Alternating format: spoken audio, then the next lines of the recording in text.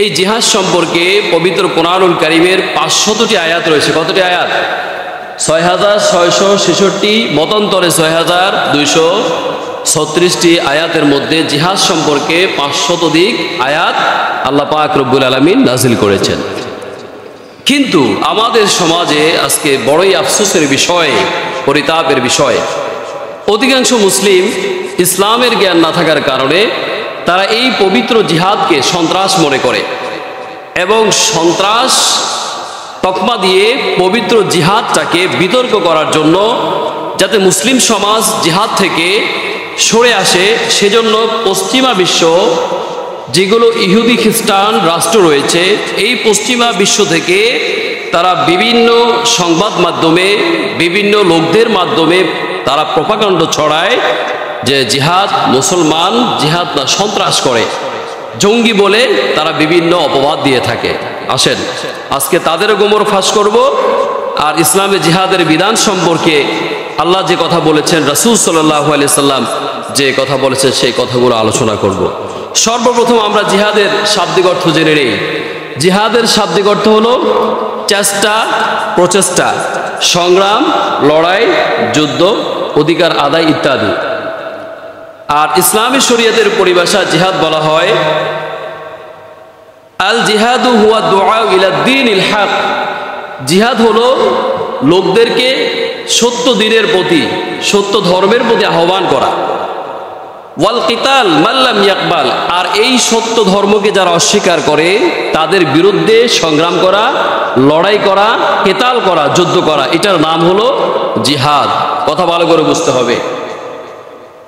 জিহাদ সত্য ধর্মের প্রতি মানুষকে আহ্বান করা, আর এই সত্য ধর্মের প্রতি আহ্বানকে যারা অস্বীকার করে তাদের বিরুদ্ধে সংগ্রাম করার নাম জিহাদ। ব্যক্তি স্বার্থ সিদ্ধির জন্য লড়াই করা, পাওয়ার খাটানো, প্রভাব দেখানো, এটার নাম জিহাদ কিন্তু নয়। এ সম্পর্কে কিন্তু হাদিস রয়েছে। যাই হোক, বিশাল আলোচনা একটা জুমায় আলোচনা করে শেষ করা সম্ভব নয়। গুরুত্বপূর্ণ কথাগুলো আমি বলবো, তবে আপনাদের আগে বুঝতে হবে। ইমাম ইবনে হাজার রাহমাতুল্লাহ আলাইহি ফাতহুল বারিতে তিনি বলেন, বাজলুল জিহাদি ফি কিতালিল কুফার, জিহাদ হলো কাফেরদের বিরুদ্ধে সংগ্রাম করা, যুদ্ধ করা। কথা কি বুঝে আসছে?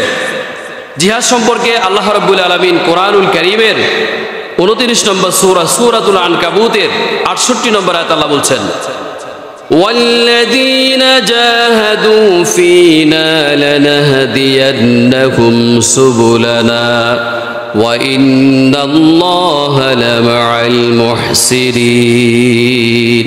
আমাদের সৃষ্টিকর্তা রব্বুল আলামিন এই পবিত্র জিহাদ সম্পর্কে কোরআনুল কারীমের মধ্যে বলেছেন যে, হে ঈমানদারেরা, ওয়াল্লাযীনা জাহাদু ফী লানাহদিয়ান্নাহুম, যারা আমার পথে সংগ্রাম করে, আমার পথে যারা লড়াই করে, তাদেরকে আমি সঠিক পথ দেখাই, সঠিক পথ প্রদর্শন করাই। এরপরে রব্বুল আলামিন বলছেন, ফীনা লানাহদিয়ান্নাহুম সুবুলানা ওয়া ইন্নাল্লাহা লামাআল মুহসিনিন, আর যারা সৎকর্মশীল আমি তাদের সঙ্গে আছি। রব্বুল আলামিন এই কথা জানিয়ে দিলেন, যারা আমার পথে সংগ্রাম করে, লড়াই করে, চেষ্টা করে, প্রচেষ্টা করে, যুদ্ধ করে, তাদেরকে আমি ভালোবাসি, তাদেরকে আমি সঠিক পথ দেখাই। এরপরে রব্বুল আলামিন বললেন যে আমি তাদের সঙ্গে রয়েছি, ওয়া ইন্নাল্লাহা লামাআল মুহসিনিন, যারা সৎকর্মশীল তাদের সঙ্গে আমি রয়েছি। কার কথা? আল্লাহ রাব্বুল আলামিনের কথা। আব্দুল্লাহ ইবনে মাসউদ রাদিয়াল্লাহু তাআলা আনহু বলেন, সাআলতু রাসূলুল্লাহ সাল্লাল্লাহু আলাইহি সাল্লাম, বিশ্বনবীকে প্রশ্ন করা হলো, ইয়া রাসূলুল্লাহ সাল্লাল্লাহু আলাইহি ওয়াসাল্লাম, আইয়ুল আমালি আফদল, কোন কাজটি উত্তম, কোন আমলটি উত্তম? রাসূল কারীম সাল্লাল্লাহু আলাইহি সাল্লাম এই হাদিসের মধ্যে তিনটি কথা বললেন। প্রথমত কথা বললেন, ক্বালা সালাতু আলাল মাকতুবা, প্রথম নম্বর কাজ, উত্তম কাজ হলো ফরজ সালাত আদায় করা। এরপরে বিশ্বনবী বললেন, সাহাবীরা যখন আবার প্রশ্ন করলেন, সুম্মা আইয়ুন, এরপর কোনটি? রাসূল কারীম সাল্লাল্লাহু আলাইহি সাল্লাম বললেন, ক্বালা সুম্মা বিররুল ওয়ালিদাইন, মাতা পিতার খেদমত করা। 2 নম্বর উত্তম কাজ হলো মাতা পিতার খেদমত করা। এরপরে সাহাবীরা আবার জিজ্ঞাসা করলেন, কুলতা সুম্মা আইয়ুন, ইয়া রাসূলুল্লাহ, এরপর কোন কাজটি উত্তম? ক্বালা আল জিহাদু ফি সাবিলিল্লাহ, রাসূল কারীম সাল্লাল্লাহু আলাইহি সাল্লাম বললেন, উত্তম কাজ হলো আল্লাহর রাস্তায় জিহাদ করা, আল্লাহর রাস্তায় জিহাদ করা, সংগ্রাম করা, লড়াই করা। তাহলে এই হাদিস থেকে আমরা 3টি উত্তম কাজের কথা পেলাম। নাম্বার 1, ফরজ সালাত যথাসময় আদায় করা। নাম্বার 2, মাতা পিতার খেদমত করা। আর নাম্বার 3, আল্লাহর রাস্তায় কি করা? সংগ্রাম করা, জিহাদ করা, চেষ্টা করা, প্রচেষ্টা করা। এরপরে কোরআনুল কারীমের 9 নম্বর সূরা সূরাতুত তাওবা 24 নম্বর আয়াতে আল্লাহ রাব্বুল আলামিন বলছেন, قل إن كان آباؤكم وأبناؤكم وإخوانكم وأزواجكم। পৃথিবীতে আমরা ধন ভালোবাসি, সম্পদ ভালোবাসি, ছেলে মেয়ে স্ত্রী আত্মীয় স্বজনকে আমরা ভালোবাসি, বাসি কিনা? আর আল্লাহ পাক রব্বুল আলামিন বলছেন, হে নবী আপনি তাদেরকে জানিয়ে দিন। কাদেরকে জানিয়ে দিবেন? গোটা মানব জাতিকে জানিয়ে দিন। কুল ইন কানা আবাউকুম ওয়া আবনাউকুম ওয়া ইখওয়ানুকুম ওয়া আজওয়াজুকুম ওয়া আশীরাতাকুম ওয়া আমওয়াল। হে নবী আপনি তাদেরকে জানিয়ে দিন, আপনি বলে দিন, কুল ইন কানা আবাকুম তোমাদের পিতা, ওয়া আবনাউকুম তোমাদের সন্তান, ওয়া ইখওয়ানুকুম তোমাদের ভাই, ওয়া আজওয়াজুকুম তোমাদের স্ত্রী, ওয়া আশীরাতাকুম আর তোমাদের আত্মীয় স্বজন, ওয়া আমওয়াল তোমাদের সম্পদ, ইকতারাফতুমুহা ওয়া তিজারাতুন তাখশাউনা কাসাদাহা তোমাদের ধন সম্পদ, তোমরা যেই সম্পদ ব্যবসায় লস হবে বলে তোমরা আশঙ্কা করো, তোমরা ভাইয়ের প্রতি, তোমরা সন্তানের প্রতি তোমাদের যে মহব্বত রয়েছে, মায়া রয়েছে, তোমাদের দুনিয়ার জীবনে বাড়িঘরের প্রতি যে মায়া মহব্বত রয়েছে, আত্মীয় স্বজনের প্রতি যে মায়া মহব্বত রয়েছে, ওয়ামাসাকিনু তারদাউনা হাব্বা ইলাইকুম মিনাল্লাহি ওয়া রাসূলিহি সমস্ত মায়ার থেকে যদি আল্লাহ এবং আল্লাহর রাসূলের প্রতি তোমাদের ভালোবাসা বেশি না হয়, ওয়া জিহাদি ফি সাবিলিহি আর এই ভালোবাসায় যদি তোমরা আল্লাহর রাস্তায় সংগ্রাম না করো, জিহাদ না করো। এরপর আল্লাহ পাক রব্বুল আলামিন নবীর মাধ্যমে জানিয়ে দিলেন, হে নবী আপনি বলে দিন, ফাতারাব্বাসু হাত্তা ইয়াতিয়াল্লাহু বিআমরি তাহলে তারা যেন অপেক্ষা করে আল্লাহর ফয়সালা আসার আগ পর্যন্ত, আল্লাহর ফয়সালা আসা পর্যন্ত তারা যেন অপেক্ষা করে। ওয়াল্লাহু লা ইয়াহদিল কওমাল ফাসিকিন আর রব্বুল আলামিন ফাসিকদের কখনো হেদায়েতের পথ দেখান না। এই আয়াতে কারিমার মাধ্যমে আমরা জানতে পারলাম আমাদের পিতা, আমাদের সন্তান, আমাদের স্ত্রী, আমাদের আত্মীয় স্বজন, আমাদের বাড়িঘর, আমাদের প্রতিবেশী, আমরা যাদের জন্য আমাদের মায়া, আন্তরিকতা, ভালোবাসা, প্রেম, কত আদর মোহব্বত, সব কিছুর মোহব্বতের চাইতে যদি আল্লাহর প্রতি এবং আল্লাহ রাসূলের প্রতি মোহব্বত আমাদের বেশি না হয় এবং তার পথে যদি আমরা জিহাদ না করি, তাহলে আমার ফয়সালা আসা পর্যন্ত, অর্থাৎ অপেক্ষা করতে বলো, আসমানে গজব আসবে, যেই গজব দিয়ে আমি তাদেরকে ধ্বংস করে দিব। কথা ঠিক কিনা? আজকে পুরো পৃথিবীতে এই জিহাদ থেকে মানুষ যখন, মুসলমান যখন সরে আসছে, তখন বিধর্মীরা, কাফের মুশরিকরা, ইহুদি খ্রিস্টানরা মুসলমানদেরকে পুরো বিশ্বের মধ্যে চতুর্দিক থেকে ঘিরে আজকে মুসলমানদেরকে নির্যাতন করে তাদেরকে ধ্বংস করে দিচ্ছে কিনা? আমার ভাইয়েরা, আপনারা জানেন কোরআনুল কারীমে আল্লাহ রাব্বুল আলামিন সব কথাগুলো স্পষ্টভাবে বলে দিয়েছেন। এরপরে আসেন, যারা এই জিহাদ এবং সংগ্রাম, লড়াই করতে চায় তাদেরকে আল্লাহ পাক রব্বুল আলামিন নির্দেশ দিলেন, জিহাদ, সংগ্রাম, প্রচেষ্টা একাকী করলে হবে না। রব্বুল আলামিন জানিয়ে দিলেন, ওয়া'তাসিমু বিহাবলিল্লাহি জামিআ ওয়া লা তাফাররাকু। কথা কি বুঝে আসছে? তোমরা আল্লাহর রশিটাকে, আল্লাহর রশি বলতে এখানে বোঝানো হয়েছে এই ইসলামকে, দিনকে তোমরা ঐক্যবদ্ধভাবে পাকড়াও করে ধরো, মজবুত করে ধরো। তোমরা যদি একাকী সংগ্রাম করো, অর্থাৎ প্রচেষ্টা করো, ওই প্রচেষ্টা তোমাদের সফল হবে না। তোমরা সংঘবদ্ধভাবে, ঐক্যভাবে তোমরা প্রচেষ্টা করো আল্লাহর দিন বিজয়ের জন্য, আল্লাহর এই জমিনে আল্লাহর দিন প্রতিষ্ঠিত করার জন্য। ঐক্যবদ্ধভাবে গোটা বিশ্বের মুসলমানদেরকে ঐক্যবদ্ধভাবে কাজ করতে হবে, জিহাদ করতে হবে। এখন সমস্যাটা কোথায় আমাদের? যে আজকে আমরা ঐক্যবদ্ধ নেই, যার কারণে যখন একটা মুসলিম কান্ট্রিতে হামলা হয়, তখন অন্যান্য মুসলিম কান্ট্রিগুলো আমরা চিন্তা করি যে তার উপর হামলা হচ্ছে, আমার কি, বরং আমরা আরো আকাশপথ উন্মুক্ত করে দেই এই ইহুদিদের জন্য, খ্রিস্টানদের জন্য আমাদের সমুদ্র পথ আমরা উন্মুক্ত করে দেই, আকাশ পথ আমরা উন্মুক্ত করে দেই, তাদের ঘাঁটি প্রতিষ্ঠা করার জন্য আমরা সুযোগ করে দেই, মুসলমানদের জমিন আমরা ছেড়ে দেই, কথা ঠিক কিনা? সেজন্য আজকে পুরা বিশ্বের মুসলমান একের পর এক নির্যাতিত হচ্ছে, নিপীড়িত হচ্ছে। আজকে মুসলমানদের কি দুর্দশা, মুসলমানদের কি কষ্ট, আফসোস লাগে। কিছুদিন পূর্বে, এই কিছুদিন আগের ঘটনা, আজকে মুসলিম জাতি যদি ঐক্যবদ্ধ থাকতো তাহলে এরকম ঘটনা ঘটতো না। আমাদের পার্শ্ববর্তী রাষ্ট্র ভারতে আমাদের একজন মুসলিম বোনকে সংঘবদ্ধভাবে হিন্দুরা ধর্ষণ করার পরে, দুঃখের বিষয়, বড়ই আফসোসের বিষয়, লজ্জাস্থানে পাইপ দিয়ে আঘাত করে তাকে হত্যা করা হয়েছে। আজকে যদি বিশ্বের মুসলমান ঐক্য থাকতো, এই জালিমের বাচ্চারা কি সাহস পেত এমন কাজ করার জন্য? কথা বলেন। আজকে বিশ্বের মুসলমান ঐক্যবদ্ধ না থাকার কারণে তারা এমন জঘন্য নিকৃষ্ট কাজ করার সাহস পায়, কথা ঠিক কিনা? আজকে কি বলবো, আফসোসের বিষয় যে একটা মুসলিম মেয়েকে ধর্ষণ করেছে, এরপরে আবার লজ্জাস্থানে পাইপ দিয়ে তাকে আঘাত করে তাকে হত্যা করা হয়েছে। আর বর্তমান সমাজে দর্শন তো অ্যাভেলেবেল, শিশু দর্শন, বৃদ্ধা দর্শন, প্রবাসীর স্ত্রী দর্শন, উলঙ্গ করে ভিডিও ফাঁস করে বিভিন্ন রকমের অনৈতিক কর্মকাণ্ডে আজকে এই জাতি লিপ্ত হয়েছে, কথা ঠিক কিনা? তা অস্বীকার করা যায়? সব কিছু দেখুন মিডিয়ার যুগ, মিডিয়াতে চলে আসে, আফসোসের বিষয়। আর এগুলোর পিছনে আমাদেরও দোষ আছে, সেটা হলো যে যারা এই বিশ্বটাকে পরিচালনা করতেছে তারা ইন্টারনেটে যে বিভিন্ন পর্নোগ্রাফি ছেড়ে দিয়েছে, যুবকেরা এই পর্নোগ্রাফিগুলো দেখে তারা খারাপ কাজের দিকে ধাবিত হচ্ছে, নেশাগ্রস্ত, তারা ইয়াবা সেবন করতেছে, গাঁজা সেবন করতেছে, মাদক সেবা করতেছে, এমনকি কলেজ ইউনিভার্সিটির মেয়েরা পর্যন্ত, তারা পর্যন্ত এই নেশায় আসক্তি হয়ে আজকে তারা তাদের লাইফটাকে তারা ধ্বংস করতেছে। এখন আমার কথা হলো যে মাদক বিরোধী আন্দোলন করে কি হবে? যেখান থেকে মাদক উৎপাদন হয় সেই গুণাটাই বন্ধ করতে হবে, কথা ঠিক কিনা? সমস্যাটা কোথায় আমাদের? আমরা অতীত, বর্তমান, ভবিষ্যতের কথা বলতেছি। আমরা দেখেছি যে আমাদের ব্যবসায় লস হবে, কারণ সেখান থেকে তো আমাদের কোটি কোটি টাকা আয় হয়, কথা বুঝেন নাই?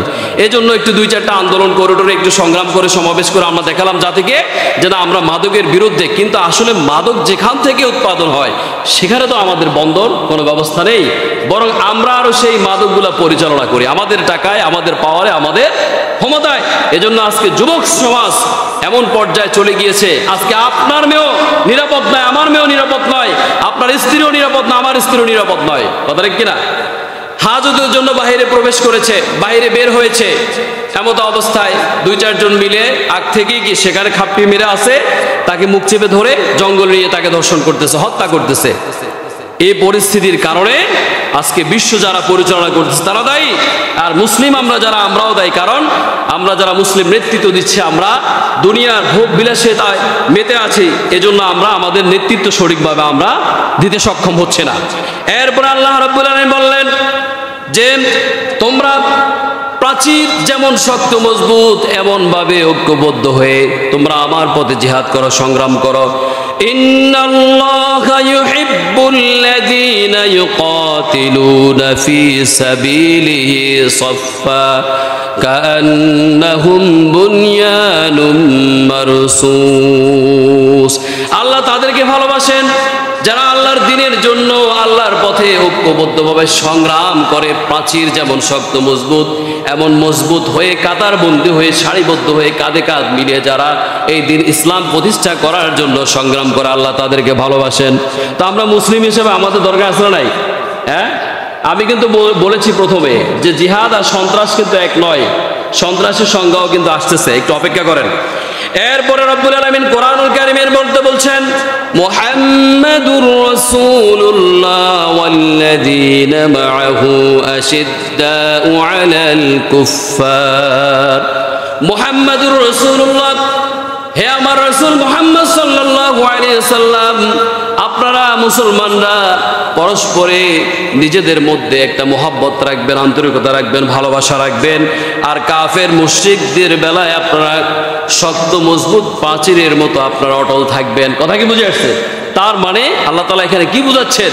যে মুসলমান ঐক্যবদ্ধ থাকতে হবে, আর কাফের মুশরিকদের বেলায় কঠোর হতে হবে। যেমন প্রাচীর মজবুত, সেভাবে তাদের বেলায় তাদের বিরুদ্ধে সংগ্রাম করতে হবে। আমরা মুসলমানদের মধ্যে ঐক্যবদ্ধ আসেনি, হ্যাঁ, এখানেই তো আমাদের সমস্যা। আজকে মুসলমানদের মধ্যে ঐক্যবদ্ধ নেই, অথচ আল্লাহ রব্বুল আলামিন আল্লাহ রাসূলকে এই কথা জানিয়ে দিলেন যে মুসলমান আপনারা ঐক্যবদ্ধ থাকবেন। আর কাফের মুশরিকরা একটা কথা ভালো করেই জানে, মুসলমানদের ঐক্য যদি একটু নষ্ট করা যায় তাহলে তাদেরকে পরাজয় করা যাবে, এটা নিশ্চিত তারা জানে। সেজন্য যত রকম ষড়যন্ত্র রয়েছে তারা সব সময় সেই ষড়যন্ত্রগুলো করে আসতেছে। যাই হোক, সম্মানিত উপস্থিতি, এরপরে আসেন আল্লাহর পথে সংগ্রাম করবেন, কি দিয়ে সংগ্রাম করবেন? এখানে আল্লাহ পাক রব্বুল আলামিন বলছেন, ইয়া আইয়ুহাল্লাযীনা আমানু হাল আদুল্লুকুম আলা তিজারাতিন তুনজিকুম মিন আযাবিন আলীম। হে ঈমানদাররা, যারা নামাজ পড়ে, যারা পরকালকে বিশ্বাস করে, যারা রাসূলকে বিশ্বাস করে, যারা বিচার দিবসকে বিশ্বাস করে, তাদেরকে উদ্দেশ্য করে আল্লাহ পাক রব্বুল আলামিন বলছেন, আমি কি তোমাদেরকে এমন একটা ব্যবসায়ের কথা বলবো না যেই ব্যবসা করলে তোমরা ক্ষতিগ্রস্ত হবে না, লাভবান হবে। দুনিয়াতে ব্যবসা করলে লাভ হওয়ার সম্ভাবনা আছে, আবার ক্ষতিগ্রস্ত হওয়ার সম্ভাবনা আছে। ব্যবসার মধ্যে লস হয় কিনা? কিন্তু আল্লাহ বলতেছেন তোমাদেরকে এমন একটি ব্যবসায়ের কথা আমি বলবো যেই ব্যবসা করলে তোমরা লাভবান ছাড়া ক্ষতিগ্রস্ত হবে না। সেই ব্যবসাটাকে আলা তিজারাতিন তুনজিকুম মিন আযাবিন আলীম। আর ওই ব্যবসা যদি করো তাহলে আমার কঠিন আযাব থেকে তোমরা রক্ষা পাবে।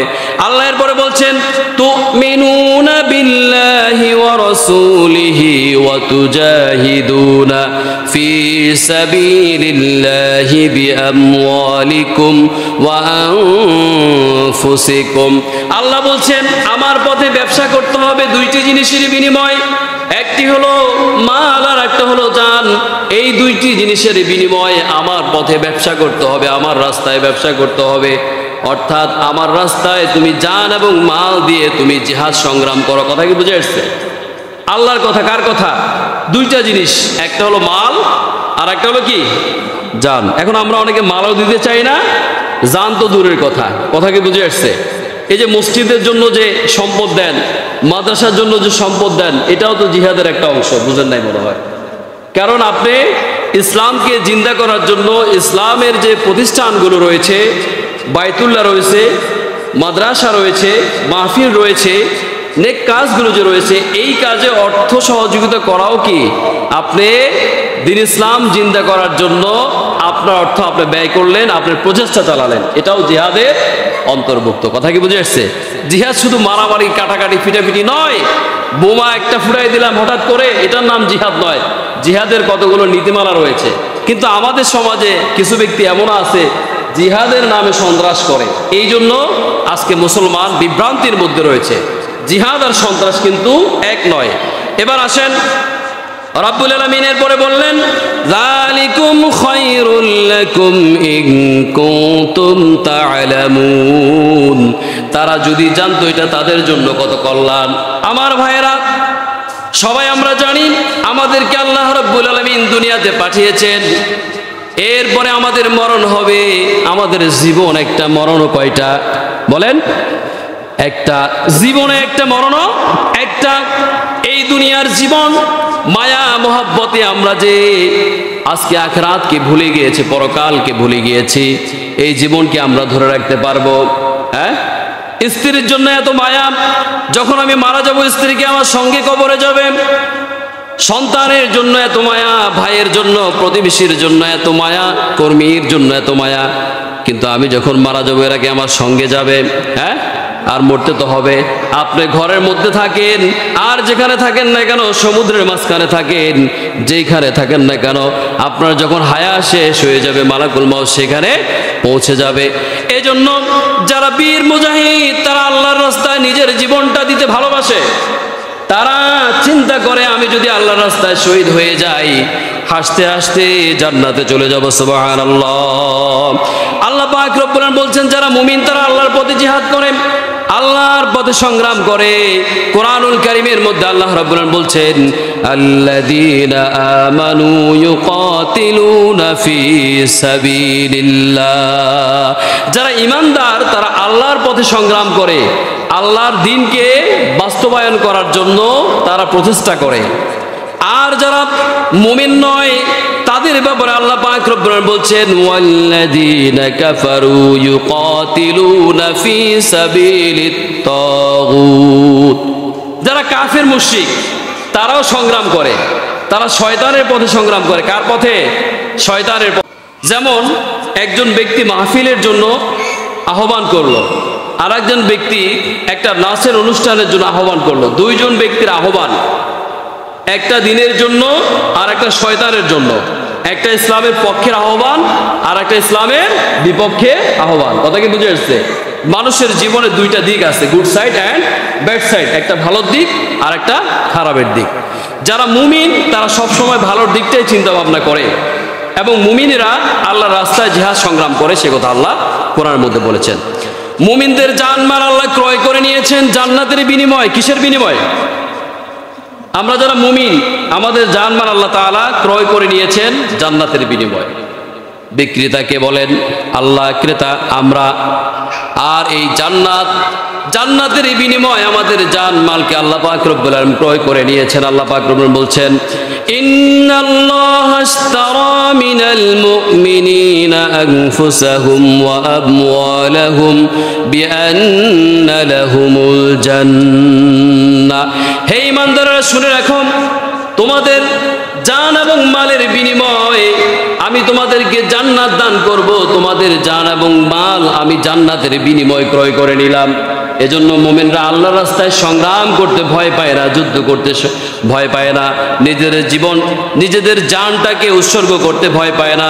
এরপর আল্লাহ পাক রব্বুল আলামিন বলছেন ইউকাতিলুনা ফি সাবিলিল্লাহি ফায়াকতুলুনা ওয়া ইউকতালুন। তারা আল্লাহর রাস্তায় সংগ্রাম করে, তারা অন্যদেরকে মারে এবং নিজেরাও মরে। কথা কি বুঝে আসছে? কাফেরদের সঙ্গে যদি আপনারা জিহাদে লিপ্ত হন, অংশগ্রহণ করেন, তাহলে মারতে হবে, নিজের মরার প্রিপারেশন নিয়েও যেতে হবে। সাহাবা আজমাইনগণ যখনই আপনার যুদ্ধের কথা বলা হতো, যুদ্ধের আহ্বান করা হতো, সাথে সাথে সব কিছু রেখে দিয়ে ছেড়ে দিয়ে চলে যেতেন জিহাদের ময়দানে। এমন ঘটনা আপনারা জানেন না, আজকে আমি শোনাবো। জানেন অবশ্যই, হয়তো স্মরণ নেই, আজকে এরকম একটা ঘটনা আমি আপনাদেরকে শোনাবো। আর যে কোনো বিজয় যদি অর্জন করতে হয় তাহলে সংগ্রামের প্রয়োজন আছে না নাই? আপনি যদি ঘরে বসে থেকে বিজয় অর্জন করার জন্য চেষ্টা করেন আর মনে মনে কল্পনা করেন, যদি ফিল্ডে গিয়ে যদি আপনি লড়াই না করেন তাহলে কি আপনার বিজয় আসবে? হ্যাঁ, আসবে বলেন? বিপ্লব মানে জীবন দেয়া বসে থাকা নয়, সে কোনো দিন আসবে না রে করো যদি ভয়। বিপ্লব মানে জীবন দেয়া বসে থাকা নয়, সে কোনো দিন আসবে না রে করো যদি ভয়। আসবে সে তো রক্ত আর জীবনের বিনিময়। কথা কি না? বিপ্লব মানে জীবন দেয়া বসে থাকা নয়, সে কোনো দিন আসবে না রে করো যদি ভয়। বিপ্লব মানে জীবন দেয়া বসে থাকা নয়, সে কোনো দিন আসবে না রে করো যদি ভয়। যদি পাকিস্তানিদের সাথে আমাদের লড়াই সংগ্রাম আমাদের বাপ দাদারা না করতো, দেশকে স্বাধীন হতো? বুঝতে হবে 52 সালে ভাষার জন্য যদি আন্দোলন সংগ্রাম না করা হতো, ভাষা কি মাতৃভাষা, বাংলা আমরা পেতাম? ভাইরা আমার, আপনারা জিহাদ কি মনে করেন আমি জানি না। যারা এই বাংলাদেশের সীমানা পাহারা দিচ্ছে তারাও জিহাদের মধ্যে লিপ্ত আছে। কথা ঠিক কিনা? যারা যুদ্ধে অংশগ্রহণ করেছে তারাও মুজাহিদ। কথা ঠিক কিনা? আমরা জিহাদটাকে সন্ত্রাস মনে করি, কারণ পশ্চিমা বিশ্ব আমাদেরকে যেভাবে নলেজে দিয়েছে আমরা সেভাবে মনে করি। আইএস নামে একটা সংগঠন আছে, এটা কি মুসলিম সংগঠন? আপনারা মনে করেন মুসলিম সংগঠন না? এটা আমেরিকারা পরিচালনা করে। এই মুসলমানদের পবিত্র ফরজ জিহাদকে কলুষিত করার জন্য তাদের মাধ্যমে এটা পরিচালিত হয়। দেখবেন বিভিন্ন সময় অমুসলিম মেয়েরা বোরকা লাগিয়ে বিভিন্ন অনৈতিক কাজের মধ্যে লিপ্ত হয়ে সেটা ছড়িয়ে দেয়। মুসলমান যারা পর্দা করে মহিলা, তাদেরকে কলঙ্কিত করার জন্য সকল ষড়যন্ত্রের বড় ষড়যন্ত্র হলো ষড়যন্ত্র, মানে সকল যন্ত্রের যেটা মূল সেটা হলো কি? ষড়যন্ত্র। কথা কি বুঝে আসছে? এই জিহাদকে কলুষিত করার জন্য অমুসলিমরা, বিশেষ করে পশ্চিমা বিশ্ব, বিভিন্নভাবে তারা জিহাদকে জঙ্গি হিসাবে প্রচার করে। কথা কি বুঝে আসছে? আমাদের বুঝতে হবে জিহাদের ওই ময়দানেতে যেতে তোমাকে হবে, প্রয়োজনে সব রক্তটুকু জমিনেই ঢেলে দিবে। জিহাদের ওই ময়দানেতে যেতে তোমাকে হবে, প্রয়োজনে সব রক্তটুকু জমিনেই ঢেলে দিবে, তবু তোমার লড়তে হবে, মানবে না পরাজয়।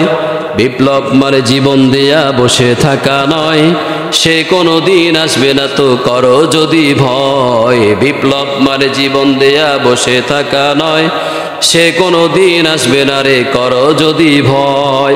আজকে যদি আমার আপনার কলিজার টুকরা নবী এবং সাহাবীরা যদি যুদ্ধ সংগ্রাম জিহাদ না করত, এই মসজিদ পেতাম না, মাথায় টুপি লাগাতে পারতাম না, মুখে দাড়ি লাগাতে পারতাম না, মুখে দাড়ি রাখতে পারতাম না, গায়ে পাঞ্জাবি ব্যবহার করতে পারতাম না, স্বাধীনভাবে ধর্মটাকে পালন করতে পারতাম না। তাদের ত্যাগের, তাদের আত্মার বিসর্জনের বিনিময়ে আজকে আমরা ইসলামটাকে পেয়েছি। ইসলাম এমনি আসে নাই। ইসলাম কি এমনি আসছে? কেউ কেউ ফতুয়া দেয় খাওয়ার পরে মিষ্টি খাওয়া সুন্নাত, মেসওয়াক করা সুন্নাত, কদু খাওয়া সুন্নাত, কিন্তু রাসূল করিম সাল্লাল্লাহু আলাইহি সাল্লাম জিহাদে অংশগ্রহণ করে দন্দন মোবারক শহীদ করেছেন, রক্ত জড়িয়েছেন, সেটা যে সুন্নাত সেই কথা বলতে চায় না। অনেক আলেম রয়েছেন এই কথাগুলো বলতে চায় না। কথা কি বুঝে আসছে? তাহলে রাসূলের সে আদর্শ আমাদের মধ্যে থাকা দরকার আছে না নাই? হ্যাঁ, সাহাবীরা রাসূলের নির্দেশ কিভাবে পালন করতেন আর আজকে আমরা কিভাবে পালন করি? এবার আসেন, রাসূল করিম সাল্লাল্লাহু আলাইহি সাল্লামকে সাহাবীরা প্রশ্ন করলেন, কিলা ফাইয়ুল জিহাদ আফদল ইয়া রাসূলুল্লাহ, ইসলামে কোন জিহাদ উত্তম? তখন রাসূল করিম সাল্লাল্লাহু আলাইহি সাল্লাম বললেন, ক্বালা মান জাহাদাল মুশরিকিনা বিমালিহি ওয়া নাফসিহি, মুশরিকদের বিরুদ্ধে জান এবং মাল দিয়ে সংগ্রাম করা, এই জিহাদ সবচাইতে কি উত্তম?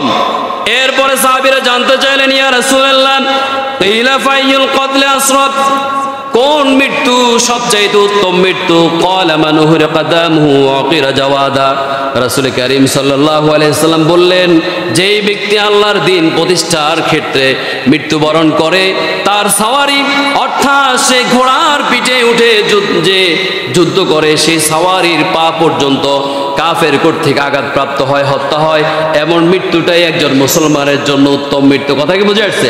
আপনারা জানেন যারা আল্লাহ রাস্তায় শহীদ হয় তাদের থেকে আল্লাহ হিসাব নেবেন না, শুধু একটা, এটা যদি আত্মীয় স্বজন পরিবারের পক্ষ থেকে আদায় করে দেয়, কোনো ব্যক্তি যদি ঋণ থাকে, কি থাকে?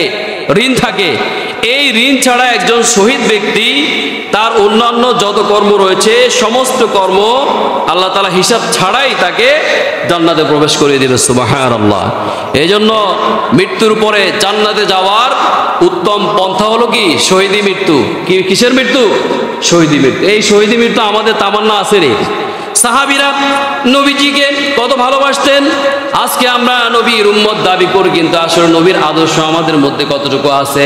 মুতার যুদ্ধ, এই মুতার যুদ্ধ যদি আমি আপনাদেরকে সংক্ষেপে বলে বুঝতে পারবেন। রোমানদের বিরুদ্ধে 1 লক্ষ সৈন্য, রোমানদের কত লক্ষ সৈন্য? বর্তমান সময়ে যেমন আমেরিকা, ইউরোপ আপনার সুপার পাওয়ার রাষ্ট্র, তৎকালীন সময়ে রোমান একটা সুপার পাওয়ার কি ছিল?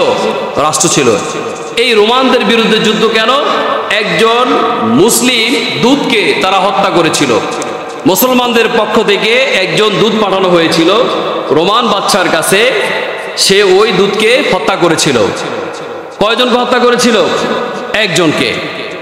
একজনকে হত্যা করার বিনিময়ে রাসূল করিম সাল্লাল্লাহু আলাইহি সাল্লাম সাহাবীদেরকে ডাকলেন, বললেন যে রোমানদের বিরুদ্ধে আমাদের সংগ্রাম করতে হবে, জিহাদ করতে হবে, এই জিহাদে অংশগ্রহণ করতে হবে। রোমানরা 1 লক্ষ, এদিকে মুসলমান সৈন্য 3000। কয় হাজার? হ্যাঁ, আচ্ছা, বদরের যুদ্ধে কাফেরদের সংখ্যা ছিল কত? হ্যাঁ হুজুর, কত ছিল বদরের যুদ্ধে? 1000। কয় হাজার? মুসলিম সৈনিক কত ছিল? 313 জন। কতজন? 313 জন। আচ্ছা বলেন তো, যুদ্ধে জয়ের জন্য সংখ্যা গরিষ্ঠ দরকার নাকি ইমানি পাওয়ার দরকার? হ্যাঁ, যদি ইমানি পাওয়ার থাকে তাহলে 313 জন মুজাহিদ 1000 সশস্ত্র বাহিনীকে পরাজয় বরণ করতে সক্ষম হয়। কথা ঠিক কিনা? আর আল্লাহর রাস্তায় জিহাদ করলে আল্লাহ তাআলা তাদেরকে সাহায্য করেন। এটা কার কথা? আল্লাহর কথা। এই বদরের যুদ্ধে মুসলমানদেরকে, ইমানদারদেরকে আল্লাহ পাক রব্বুল আলামিন গায়বীভাবে সাহায্য করেছিলেন। 1 লক্ষ রোমান বাহিনীর বিরুদ্ধে লড়াই করবে। রাসূল করিম সাল্লাল্লাহু আলাইহি সাল্লাম সাহাবীদেরকে একত্র করে বললেন, এই যুদ্ধে নেতৃত্ব দিবেন। সর্বপ্রথম নাম প্রকাশ করলেন যায়েদ ইবনে হারেস, নবীজির পালক পুত্র। নাম কি? যায়েদ ইবনে হারেস। এরপরে দ্বিতীয় জন সেনা প্রধান হবে আপনার জাফর বিন আবু তালিব, 2 নম্বর সেনা প্রধান। এরপরে 3 নম্বর সেনাপতি হবে, 3 নম্বর সেনাপতি হলো আব্দুল্লাহ বিন রওহা। আব্দুল্লাহ বিন রওহা। কয়জনের নাম ঘোষণা করলেন? 3 জনের। যায়েদ ইবনে হারেস, জাফর ইবনে আবু তালিব, আব্দুল্লাহ বিন রওহা। একটা যুদ্ধ পরিচালনা করার জন্য সেনাপ্রধান একজন, কয়জন?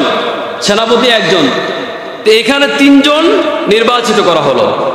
তখন সাহাবীরা বুঝতে পারলেন, আর যাদেরকে সিলেক্ট করা হলো তারাও জানতে পারলেন, বুঝতে পারলেন রাসূল কারীম সাল্লাল্লাহু আলাইহি সাল্লাম এই যুদ্ধে 3 জন সাহাবীর নাম ঘোষণা করেছে, তারা কেউ জীবিত ফিরে আসবে না, তারা 3 জন শহীদ হয়ে যাবে। আর যে 3 জনের নাম ঘোষণা করা হয়েছে তাদের মুখে হাসি ফুটতেছে, তারা মুখ দিয়ে হাসতেছে, মুস্কি মুস্কি হাসতেছে। তার কারণ তারা দুনিয়ার লোভ লালসায় লিপ্ত ছিল না, তারা জান্নাতের জন্য পাগল ছিল, নবীজির আশেক ছিল।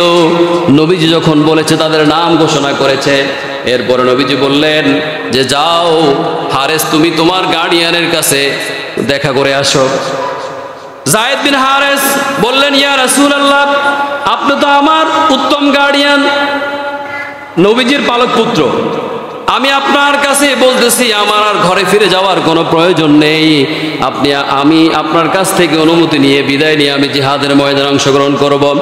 রাসূল কারীম সাল্লাল্লাহু আলাইহি সাল্লাম তার চাচাতো ভাই জাফরকে বলল, যাও জাফর, পরিবারের সঙ্গে দেখা করে আসো। জাফর দেখা করার জন্য যখন পরিবারের কাছে গেল, গিয়ে বলল, স্ত্রী, আজকে তোমার সঙ্গে শেষ বিদায়ের জন্য দেখা করার জন্য এসেছি, আমাকে শেষ বিদায় দিয়ে দাও। রাসূল কারীম সাল্লাল্লাহু আলাইহি সাল্লাম মুতার যুদ্ধের 2 নম্বর সেনাপতি আমাকে বানিয়েছে, তার মানে আমি আর জীবিত ফিরে আসতে পারবো না।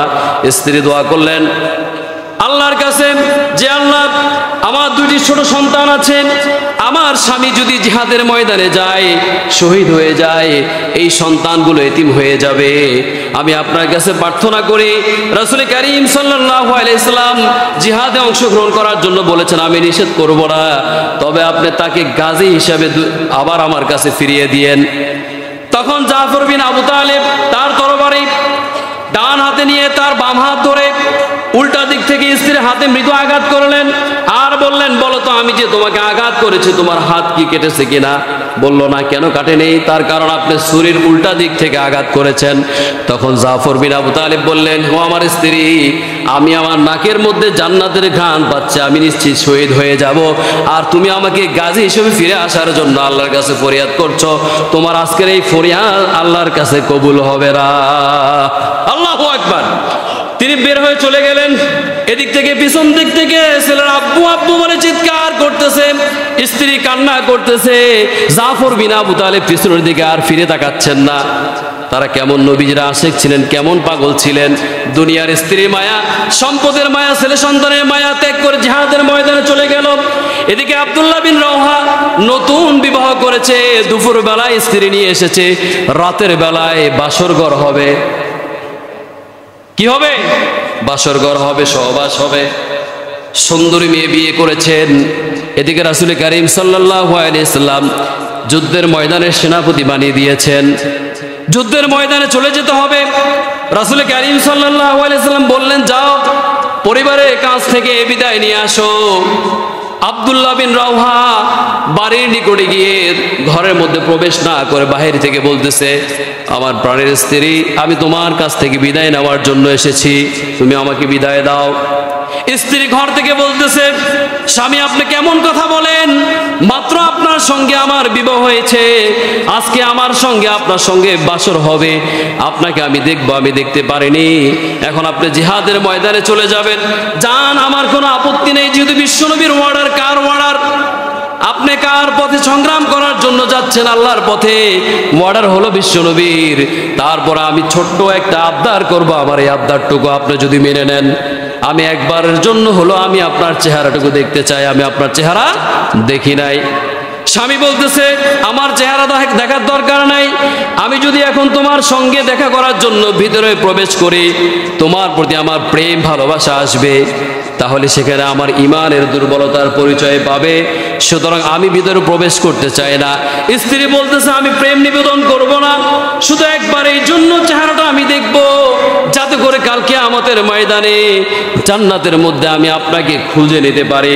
তখন আব্দুল্লাহ বিন রাওয়াহা রাদিয়াল্লাহু তাআলা আনহু বললেন, ওগো আমার প্রাণের স্ত্রী, তুমি যদি আমার জন্য অপেক্ষা করো, তাহলে যে আল্লাহর জন্য আমি যুদ্ধ সংগ্রাম করার জন্য যাচ্ছি, যেই ময়দানে যে আল্লাহর জন্য গিয়ে শাহাদাত বরণ করব, সে আল্লাহই তোমার সঙ্গে আমার সঙ্গে পরিচয় করিয়ে দেবেন। সুবহানাল্লাহ।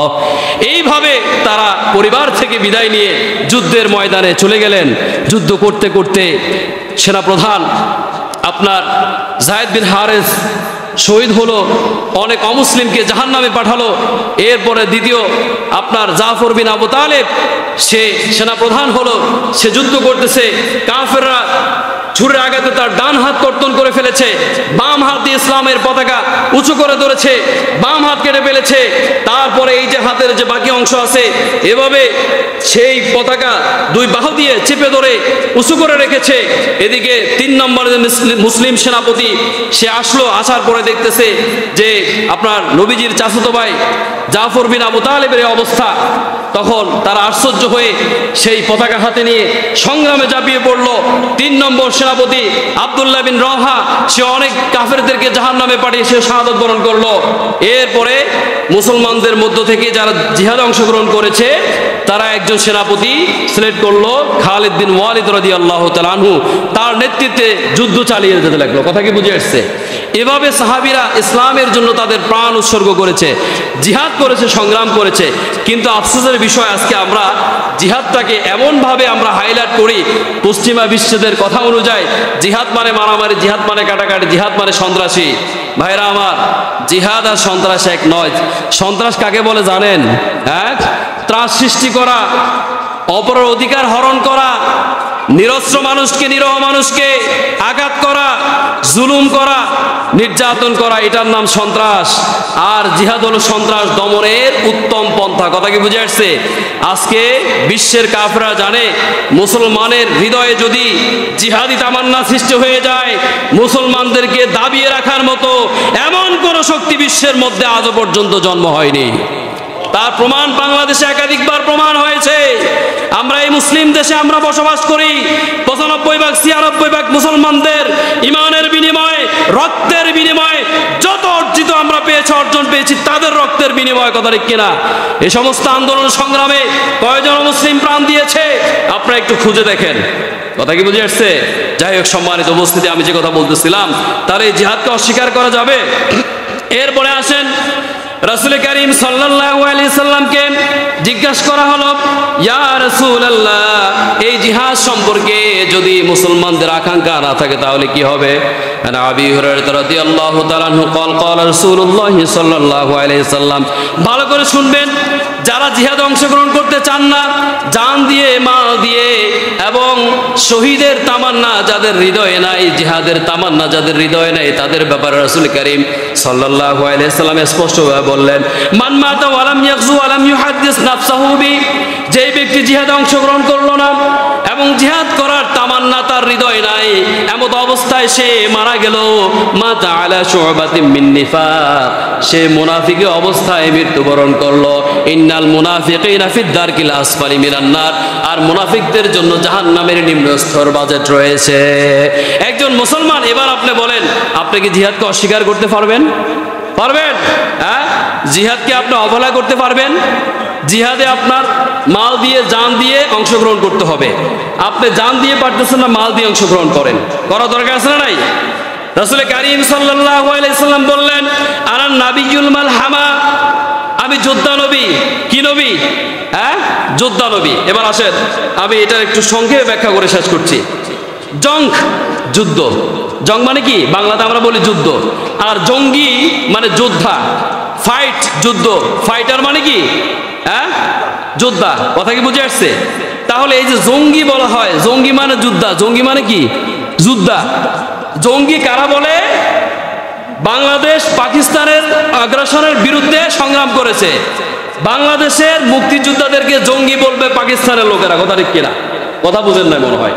কারণ বাংলাদেশ অধিকার আদায়ের জন্য পাকিস্তানের বিরুদ্ধে লড়াই করেছে। জঙ্গি বলার দুঃসাহস দেখালে তারাই দেখাতে পারে, কোন মুসলমান জিহাদকে জঙ্গি বলে আখ্যা দিতে পারে না, এবং নিজের অধিকার আদায়ের জন্য যে সংগ্রাম করা হয় সেই সংগ্রামকে সন্ত্রাসী সংগ্রাম বলতে পারে না। রাসূল কারীম সাল্লাল্লাহু আলাইহি সাল্লাম নিজে বলছেন, আনান নাবিয়্যুল মালহামা, আমি যোদ্ধা নবী, আনান নাবিয়্যুল মালহামা, আমি যোদ্ধা নবী। এরপর রাসূল কারীম সাল্লাল্লাহু আলাইহি সাল্লাম বললেন, বয়স্তু সাইফু, আমাকে তরবারি সহ প্রেরণ করা হয়েছে। উমিরতু আন উকাতিলান নাস, আমাকে যুদ্ধ করার জন্য বলা হয়েছে, তাদেরকে হত্যা করার জন্য বলা হয়েছে। হাত্তা ইয়াকুলা লা ইলাহা ইল্লাল্লাহ, যতক্ষণ পর্যন্ত লা ইলাহা ইল্লাল্লাহর কালেমা গ্রহণ না করবে ততক্ষণ পর্যন্ত তাদের বিরুদ্ধে, কাফের মুশরিক বেঈমানদের বিরুদ্ধে আমাকে সংগ্রাম করার জন্য বলা হয়েছে। এটা কার কথা? বিশ্ব নবীর কথা। এরপরে বুখারীর বুখারী একটা হাদিস শুনে আমি আমার আলোচনা শেষ করছি। 2818 নম্বর হাদিস। বুখারী হাদিসের মধ্যে আপনারা শুধু আমিন কেমনে জোরে বলবেন, আস্তে বলবেন, হাত কোথায় বাঁধবেন, কোন জায়গায় বাঁধবেন না, বিতর্কমূলক আপনারা শুধু বুখারী হাদিস পান। এই হাদিসটা একটু শুনে যান। রাসূল কারীম সাল্লাল্লাহু আলাইহি সাল্লাম বললেন, ক্বালা রাসূলুল্লাহ সাল্লাল্লাহু আলাইহি সাল্লাম, ওয়া'লামু আন্নাল জান্নাতা তাহতা যিলালুস সুয়ুফ, হে মুসলমান, হে মানব জাতি, তোমরা শুনে রেখো যে তোমাদের জান্নাত হলো তরবারির ছায়াতলে। কিসের ছায়াতলে? তরবারির ছায়াতলে। জিহাদ সংগ্রামের বিনিময়ে তোমরা জান্নাত অর্জন করবে। আমরা শুধু ওই আমিন কিভাবে জোরে বলবো, কিভাবে আস্তে বলবো, হাত নাভির নিচে বাঁধবো নাকি উপরে বাঁধবো, এগুলো নিয়ে আসি। কিন্তু যেগুলো কঠিন কথা, যেগুলো গুরুত্বপূর্ণ কথা, সেগুলো আমাদের মধ্যে নাই। নামাজ 20 রাকাত না 8 রাকাত তর্ক করতে করতে নামাজই নাই। আমার কথায় রাগ করবেন না, সবে বরাত নাই, কদরই নাই। এরকম অবস্থা আজকে আমাদের দেশে হচ্ছে কিনা? মারামারি পিটাপিটি কয় যা আহলে হাদিস মসজিদ, হানাফি মসজিদ। আরে ভাই, মসজিদ কেন বিভক্ত করবেন? আপনি হাত নাভির নিচে বাঁধেন, আপত্তি নাই, হাদিস দ্বারা প্রমাণিত আছে। নাভির নিচে বাঁধেন, উপরে বাঁধেন, আপত্তি নাই। আমিন জোরে বলেন, আস্তে বলেন, আপত্তি নাই। কিন্তু এই সমস্ত ইখতিলাফি মাসালা নিয়ে, মুস্তাহাব বিষয় নিয়ে আজকে মুসলমানদের মধ্যে অনৈক্য সৃষ্টি করে মুসলমান জাতিকে পুরো বিশ্বের মধ্যে কলঙ্কিত করে আজকে কাফের মুশরিকদের হাতে আমরা মার খাচ্ছি। কথা ঠিক কিনা? এজন্য আমি বলবো, জিহাদের নামে যারা সন্ত্রাসী করেন তাদের একটু ভালো করে শোনা উচিত। আজকের আলোচনা থেকে আমরা বুঝতে পারলাম, কি বুঝতে পারলাম বলেন? My dear brothers, we learned this from today's discussion. আজকের আলোচনা থেকে আমাদের কাছে এটা স্পষ্ট হলো, টেরোরিজম এন্ড জিহাদ আর নট দ্য সেম। জিহাদ এবং সন্ত্রাস এক নয়। জিহাদ is the name of not terrorism. সন্ত্রাস করার নাম জিহাদ নয়। জিহাদ is the name of combating terrorism. সন্ত্রাস দমনের উত্তম পন্থার নাম হলো কি? জিহাদ। তাহলে সন্ত্রাস আর জিহাদ কি এক? জিহাদ করবে কিসের জন্য? আল্লাহর দ্বীন বাস্তবায়নের জন্য, অধিকার আদায়ের জন্য, আল্লাহর পথে সংগ্রাম করবে। কথা বুঝতে হবে। আর সন্ত্রাস মানুষ কি জন্য করে? নিজের প্রভাব খাটায়, দুর্বলের উপর শক্তিশালী ব্যক্তি পাওয়ার খাটায়, অর্থ সম্পদ লুট করে, ত্রাস সৃষ্টি করে। জিহাদের নীতিমালার মধ্যে কি আছে কোনো শিশু সন্তানকে হত্যা করা যাবে, নিরহ কোনো ব্যক্তিকে হত্যা করা যাবে? কিন্তু সন্ত্রাসী যারা করে তাদের মধ্যে এই কর্মকাণ্ডগুলো আছে না নাই? সুতরাং জিহাদ আর সন্ত্রাস এক নয়, এটা আপনাদের মাথায় রাখতে হবে। আমরা আলোচনা থেকে বুঝতে পারলাম, জিহাদের নামে যারা সন্ত্রাসী করে সেটাকে আমরা গ্রহণ করব। আর একটা বিষয় আমি আপনাদেরকে সচেতন করতে চাই। বর্তমান সময়ে একটা কথা প্রচলিত আছে, লাভ জিহাদ। কি জিহাদ? এই লাভ জিহাদের নামে আমাদের যুবক যুবতীদেরকে ভুল পথে তারা ধাবিত করে আমাদের বোনদেরকে ধর্ষণ করতেছে। হিন্দু ছেলে মুসলমান হয়ে ফেসবুক চালিয়ে অভিনয় করে মুসলিম মেয়েকে ধর্ষণ করে হত্যা করার ষড়যন্ত্র করতেছে, হত্যা করতেছে। লাভ জিহাদ নামে তারা একটা সংগঠন তৈরি করেছে, ইসকন সংগঠন আছে। সুতরাং এগুলো থেকে সাবধান থাকবেন। জিহাদ আর সন্ত্রাস নয়। জিহাদের যে নীতিমালা আছে, এই নীতিমালার বাইরে যদি কেউ জিহাদের কথা বলে তার দাঁত ভাঙা জবাব তাকে দিতে হবে। কথা কি বুঝে আসছে? সুতরাং পবিত্র জিহাদকে আমাদের হৃদয়ে লালন করতে হবে। আল্লাহ যেন আমাদেরকে জিহাদ করার জন্য তৌফিক দান করে। আমিন।